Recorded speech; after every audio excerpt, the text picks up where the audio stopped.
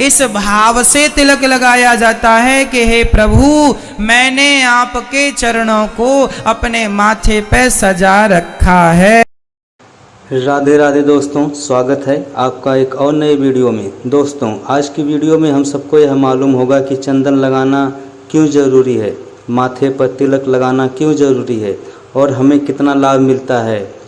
माथे पर तिलक लगाने से प्रेमानंद महाराज जी, अनिरुद्धा आचार्य जी, देवकी नंदन जी, धीरेन्द्र शास्त्री जी, देवी चित्रलेखा जी इस वीडियो में चंदन और तिलक को लेकर बहुत सारी जानकारियाँ देंगे।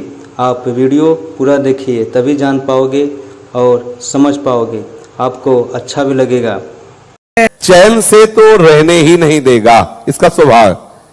एक घोड़े पे जा रहे थे, एक घोड़ा लेकर के, तो एक जवान, एक बूढ़े उनके पिता थे, तो उन्होंने पिताजी से कहा कि आप घोड़े पे, पहले तो दोनों ऐसे घोड़े को लिए जा रहे थे, बोले तो कैसे मूर्ख है, खाली जा रहे। उन्होंने पिताजी को बैठा लिया, बोले यार बुढ़े को शर्म नहीं लगती, वो बेचारा लड़का पैदल चल रहा है।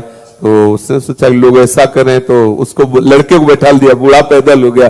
तो बोले यार इसको जवान, इसको शर्म नहीं लगती, बूढ़ा पैदल चल रहा है। तो दोनों बैठ गए, बोले हराम का घोड़ा मिला होगा, दोनों चढ़े हैं। दोनों उतर गए, बोले कितने बेवकूफ है, घोड़ा खाली जा रहा है। मतलब किसी भी तरह से संसार ये नहीं बर्दाश्त कर सकता, वो तो उपहास करेगा ही करेगा।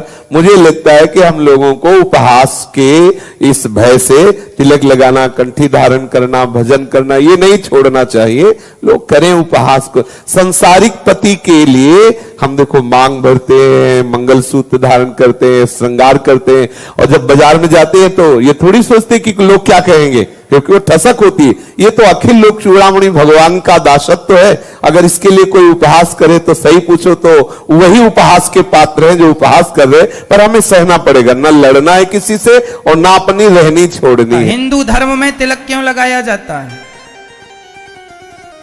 तिलक लगाने के पीछे भाव यही होता है, जैसे मैंने तिलक लगाया है, देखो ये मेरे सफेद कलर के ऊर्ध्व पुंड्र है ना खड़ा हुआ, ये क्या है?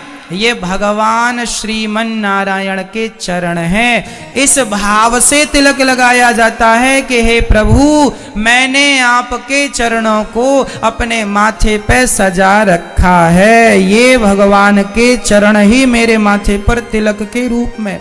और ये जो नीचे आसन है, ये वाइट, ये भगवान के चरणों को रखने की आसन है। ये चरणों को रखने की क्या है? आसन। और आसन में क्या रखे हैं? दोनों चरण। जब भगवान लेटते हैं ना, तो कोई भी आदमी लेटता है तो पांव ऐसे होते हैं। भैया दिखाओ जरा कैसे होते हैं। ऐसे देखो, ये बीच में देखो तिलक बना है। ये जो दो दिख रहे हैं ये आसन है, आसन में दो चरण हैं भगवान के, और बीच में जो लाल है वह माता लक्ष्मी है। मेरे माथे पर देखो आप, लाल है बीच में, ये श्री है माता लक्ष्मी। तिलक इस भाव से लगाया जाता है कि हे श्रीमन नारायण, आपके चरण मेरे माथे पर अंकित हैं, और बीच में माता लक्ष्मी बैठी हैं। जिनके माथे पर लक्ष्मी बैठी हो, जिनके माथे पर भगवान के चरण हो, उनका कोई भी कभी भी बाल भी बांका नहीं कर सकता। तिलक लगाया करो इस भाव से कि भगवान के चरण मेरे माथे पर हैं। तिलक लगाना इसलिए जरूरी होता है, जैसे सुहागन स्त्री तिलक वो लगाती है ना, मांग भरती है। पतिव्रता होगी तो मांग भरेगी,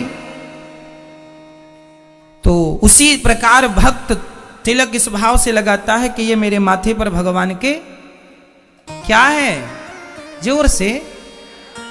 तो आप सभी को भी तिलक लगाना चाहिए, माताओं को भी तिलक लगाना चाहिए। बिंदी के नीचे आप व्हाइट कलर का वी बनाइए, वी, और खड़ा लाल। और पुरुष लोग ऐसा लगाएं, नहीं तो सिंपल खड़े दो डंडे कर लें, नीचे आसन कर लें, बीच में लाल कर लें, यह भी सामान्य तिलक हो गया।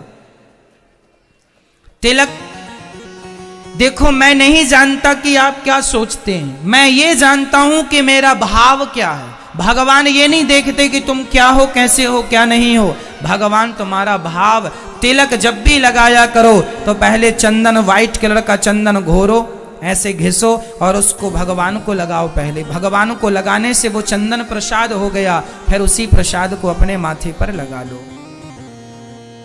इस भाव से कि ये भगवान के क्या है, चरण है। तो चरण के भाव से तिलक लगाना। तो हमारे माथे पर जो तिलक लगा है वो किस भाव से हम लगाते हैं कि हे श्रीमन नारायण, आपके चरण ही मेरे माथे पर हैं। अब मैं आपका हूं, पूर्ण रूप से मैं आपका हूं या आपकी हूं। जब मैं आपका हो गया, जब मैंने चरणों को माथे पर बिठा लिया, तो फिर मैं आपका हूं। फिर अब आप ही जानो और आपका काम ही जाने, मैं कुछ नहीं जानता। जैसा करना है मर, मैं आपका हूं।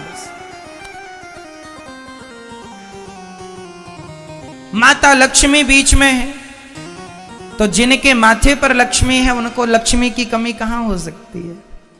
तुमने लक्ष्मी को स्थान नहीं दिया, इसलिए लक्ष्मी माता ने भी कहा चलो तुमने हमें नहीं दिया, हम तुम्हें नहीं देंगे। इसलिए तिलक लगाया करो,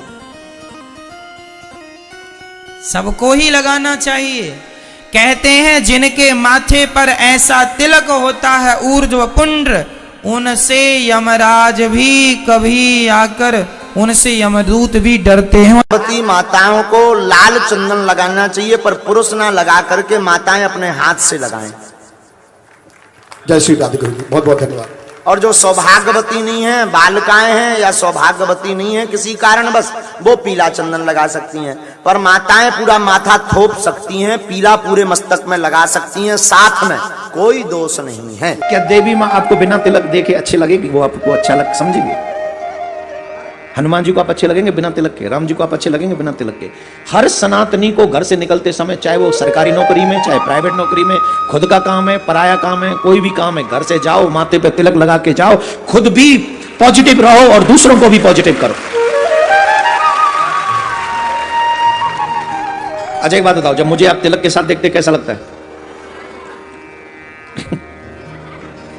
मैं बचपन से लगा रहा हूं, आज इस तिलक ने मेरे जगह ले ली है। मुझे अब जगह नहीं बनानी पड़ती, ले ली है, ये मेरा स्थान है। और जिसके माथे पे तिलक होता है, स्पेशली चंदन और कुमकुम का तिलक होता है, उसके हमेशा उच्चतम श्रेष्ठ विचार और मस्तिष्क ठंडा रहता है। ठाकुर जी को चंदन लगाए और भगवान को चंदन लगाने के बाद सबको अपने मस्तिष्क पे भी थोड़ा थोड़ा चंदन लगाना चाहिए। माथे पर सबके, जो भी सनातनी अपने आप को मानता है, सनातन धर्म से जुड़ा हुआ हर व्यक्ति को हर रोज माथे पे थोड़ा सा चंदन लगाना चाहिए। आप कहोगे हम चंदन लगाएंगे तो पड़ोसी हंसेंगे, तो हंसने दो, क्या फर्क पड़ता है। एक दिन हंसेंगे, 2 दिन हंसेंगे, एक दिन मजाक बनाएंगे, 2 दिन मजाक बनाएंगे, तो सुन लो। और जब तक मजाक नहीं बनेगा तब तक भगवान भी कैसे खुश होंगे। भगवान जब देखेंगे कि इसका अब हंसी उड़ने लगी तो भगवान समझ जाएंगे अब ये कुछ कर रहा है। हंसी तो उसी की उड़ती है ना जो कुछ करता है। तो माथे पर चंदन लगाने में किसी को भी शर्म नहीं आनी चाहिए। माथे पर चंदन ये भक्त की पहचान है, ये वैष्णव की पहचान है। अब आप कथा में आ रहे हो अभी तो खैर, तो आपके माथे पे चंदन लगाया जाता है। अब आप कहीं बाजार भी चले जाओ तो उसको पता चल जाएगा कि ये आदमी कथा से आ रहा है, पहचान हो जाती है। जैसे आप जो माताएं हैं माथे में सिंदूर लगाती है, इसका मतलब क्या कि ठाकुर जी हमारा कोई पति है। तो वैसे माथे का चंदन भी बताता है कि हमारा कोई पति है, जगत पति है। ठाकुर जी हमारे और हम उनके शरणागत हैं। ये चंदन लगाना इस बात का प्रतीक है। बहुत बहुत धन्यवाद दोस्तों वीडियो पूरा देखने के लिए। दोस्तों आपको कौन से महाराज जी का विचार अच्छा लगा कमेंट करके ज़रूर बताएं। महाराज जी की बातों को फॉलो करोगे तो सारे दुख तकलीफ पाप से हमेशा बचे रहोगे। मिलते हैं एक और नई वीडियो में, तब तक के लिए दोस्तों राधे।